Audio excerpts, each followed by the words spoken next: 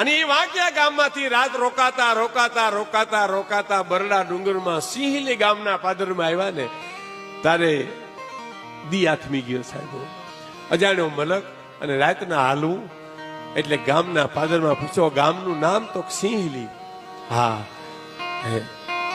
કે અહીંયા મોઢવાડિયા મેરનું ઘર ખરું કોઈ? તો કે હા અમારે મૂળું મોઢા છે પણ આજ બાર ગામ ગયા દેખાતા નથી.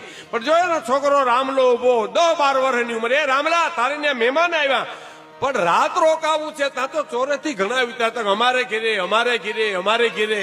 પણ આ તો કાઠી દરબાર ને શું કીધું ખબર?